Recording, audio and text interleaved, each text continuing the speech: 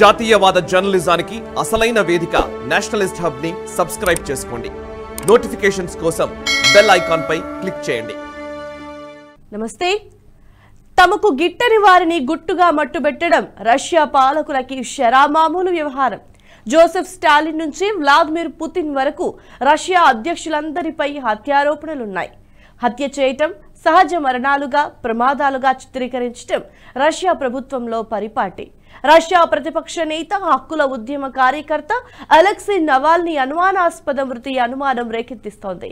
10 ఏళ్లుగా రష్యా అధ్యక్షుడు పుతిన్ కంట్లో నలుసుగా మారి ఆయనకు ప్రబల ప్రత్యర్థిగా ఎదిగిన నవాల్నీ మృతిపై నీటి నీడలు కమ్ముకున్నాయి. ఇది ఖచ్చితంగా పుతిన్ చేయించిన హత్యేనని విమర్శలు వెల్లువెత్తుతున్నాయి. 2018లో రష్యా అధ్యక్ష పదవి కోసం పుతిన్తో పోటీ పడేందుకు విఫలయత్నం చేసిన నవాల్నీ ఆ తర్వాత అవినీతిపై పోరును తీవ్రం చేయడంతో రష్యా ప్రభుత్వం ఆయన్ని బందీ చేసింది. దేశద్రోహం అభియోగాలు మోపడంతో న్యాయస్థానం నావల్కి 19 ఏళ్లు కఠిన కారాగార శిక్ష విధించింది. జైలు శిక్ష అనుభవిస్తున్న నవాల్నీ మాస్కో సమీపంలోని జైలు నుంచి గత డిసెంబర్లో దాదాపుగా 2000 కిలోమీటర్ల దూరంలోని స్పెషల్ రెజిమ్ పీనల్ కాలనీకి తరలించారు.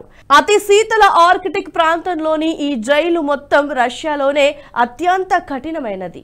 ఈ జైలు వాతావరణ పరిస్థితులు ఏమాత్రం బతికే అవకాశం ఇవ్వవని ప్రసిద్ధి. డజన్ల కొద్ది రాజకీయ ఖైదీలు ఇదే జైల్లో అనుమానాస్పదంగా మృతి చెందిన ఘటనలు అనేకమున్నాయి. వచ్చే నెలలో రష్యాలో అధ్యక్ష ఎన్నికలున్న నేపథ్యంలో నావల్నీ మట్టుబెట్టి ఉంటారనే అనుమానం అందరిలోనూ వ్యక్తమవుతోంది. గడిచిన 2 దశాబ్దాలుగా రష్యాలో విపక్ష నేతలు, పుతిన్ విమర్శకులు, వ్యతిరేకులు వరుస మరణాల పాలవుతున్నారు. పుతిన్ విమర్శించి అసహజ మరణం పాలైన వారి జాబితా చాలా పెద్దది. ఈ జాబితాలో గూఢాచారులు, మాజీ గూఢాచారులు మొదలై దౌత్య సిబ్బందితో పాటు వారి బంధువులు కూడా ఉన్నారు. పుతిన్ పై పదే విమర్శలు చేసి అంతర్జాతీయ మీడియాను ఆకర్షించిన విపక్ష నేత బోరిస్ నెమత్సోవ్ను 2015లో పుతిన్ అధికార నివాసం క్రెమ్లిన్ భవనానికి కూతవేటు దూరంలోనే గుర్తు తెలియని వ్యక్తులు కాల్చి చంపేశారు. రష్యా ప్రధానిగా పనిచేసిన బోరిస్ పుతిన్ వ్యతిరేకంగా ముద్రపడ్డారు. 2014లో క్రిమియాను ఉక్రెయిన్ నుంచి రష్యా స్వాధీనం చేసుకోవటంపై ప్రతిపక్షాలు చేపట్టిన నిరసనల్లో బోరిస్ పాల్గొన్నాడు. అంతేకాదు, పుతిన్ నిర్ణయాలపై తరచుగా విమర్శలు చేసేవాడు. అత్యంత కిరాతక కిరాయి సైన్యంగా పేర్కొందిన వాగ్నర్ గ్రూప్ నకి ప్రిగోజిన్ నాయకత్వం వహించాడు. ఉక్రెయిన్ పై యుద్ధంలో ఈ గ్రూప్ కీలకంగా వ్యవహరించింది.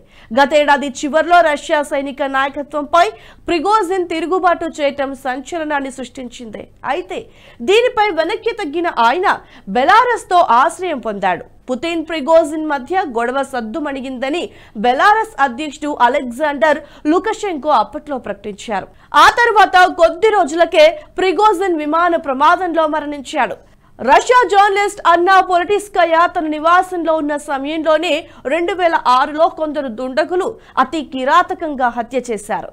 దేశ అధ్యక్షుడు పుతిన్, చెచెన్ నాయకుడు కదిరోవ్లపై తరచూ విమర్శలు చేసిన పొలిటిస్కయా హత్య నేపథ్యంలో పత్రికా స్వేచ్ఛపై పలువురు ఆందోళన వ్యక్తం చేశారు.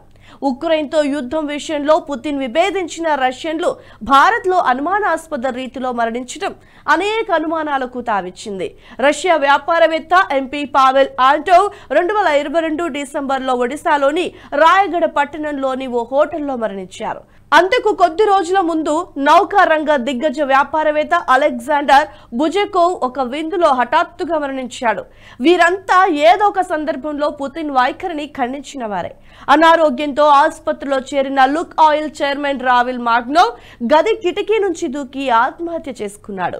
ఉక్రెయిన్తో యుద్ధం మొదలైన 2వ రోజే unified settlement centre deputy director Alexander Tulkov అనుమానాస్పద రీతిలో మృతి చెందాడు. Russian federal security agent Alexander Litvinenko 2006లో లండన్లో 2 రష్యా ఏజెంట్లతో కలిసి టీ తాగుతూ కుప్పకూలిపోయాడు. లిట్వినెంకో మరణించాడని ధృవీకరించుకున్న రష్యా ఏజెంట్లు మెల్లిగా అక్కడి నుంచి జారుకున్నారు. అలెగ్జాండర్ తాగిన టీలో విషం కలిపారనే ఆరోపణలు అప్పట్లో వినిపించాయి.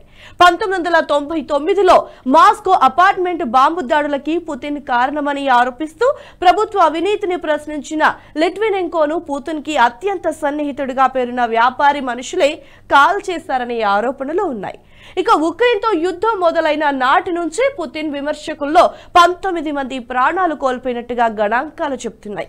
రష్యా అధికారులు వీటిని ఆత్మహత్యలు, ప్రమాదాలుగా చెప్తున్నారు. ఇప్పటి వరకు అనుమానాస్పద రీతిలో లేదా హఠాత్తుగా వివిధ కారణాలతో మరణించిన రష్యా రాజకీయ నాయకులు, వ్యాపారవేత్తలు ఏదో ఒక సందర్భంలో పుతిన్ పై విమర్శలు చేసిన వారు కావటం విశేషం.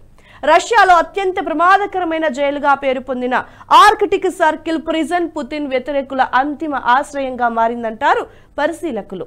ఆర్కిటిక్ సర్కిల్ జైల్లో శిక్ష అనుభవిస్తున్న ఖైదీలు మాత్రమే ఉంటారు. జైలు ఆసుపత్రిలో ఖైదీలకు ఎలాంటి చికిత్స అందిస్తారో బయటి ప్రపంచానికి తెలియదు. అత్యంత ప్రమాదకరమైన విషపూరితమైన ఇంజెక్షన్లు ఇవ్వటం ద్వారా ఖైదీలను హతమారుస్తున్నారని రష్యా మానవ హక్కుల వేదిక సంస్థలు సుదీర్ఘ కాలంగా ఆరోపిస్తున్నాయి. ఉక్రెయిన్ యుద్ధం మొదలైన తర్వాత ఉక్రెయిన్ కి మద్దతు పలికిన వారిని, యుద్ధాన్ని వ్యతిరేకించిన వారిని డజన్ల సంఖ్యలో హతమార్చినట్టుగా రష్యా ప్రభుత్వంపై ఆరోపణలు వెల్లువెత్తుతున్నాయి. భారత్లో అనుమానాస్పద స్థితిలో మరణించిన నేతలు, వ్యాపార దిగ్గజాలకు దౌత్య కార్యాలయ సిబ్బందితో బంధుత్వం ఉందని, ఏవో రహస్యాల వేటలో భాగంగానే వారు భారత్కి వచ్చి ఉంటారనే అనుమానాలు కూడా వ్యక్తమవుతున్నాయి. దీన్ని పసిగట్టిన రష్యా ఏజెంట్లు పర్యాటకుల్లా మన దేశంలోకి ప్రవేశించి వారిని హతమార్చి ఉండొచ్చనే అనుమానాలు ఉన్నాయి. ఇక పుతిన్ వ్యవహార శైలిని, విధానపరమైన నిర్ణయాలను వ్యతిరేకించిన మరో 8 మంది కీలక నేతలు, పాత్రికేయులు రష్యాలోని వేరువేరు జైళ్లలో ఉన్నారు. నావల్నీ మృతి నేపథ్యంలో వారంతా తమ ప్రాణాలకు ముప్పుందని భయం వ్యక్తం చేస్తున్నారు. దీంతో పుతిన్ వ్యతిరేకుల ప్రాణాలు కాపాడే విషయంలో అమెరికా లాంటి దేశాలు చొరవ చూపాలని రష్యా మానవ హక్కుల సంస్థలు అభ్యర్థిస్తున్నాయి. ఈ వీడియో మీకు నచ్చినట్టయితే లైక్ చేయండి, 10 మందికి షేర్ చేయండి. అలాగే కామెంట్ల రూపంలో మీ అభిప్రాయాలను మాతో పంచుకోండి. Nationalist hub group of channels ను సబ్స్క్రైబ్ చేసుకుని తెలుగునాట జాతీయవాద జర్నలిజాన్ని ప్రోత్సహించండి. ఈ వీడియో కింద ఉన్న బెల్ ఐకాన్ పై క్లిక్ చేయడం మర్చిపోవద్దు.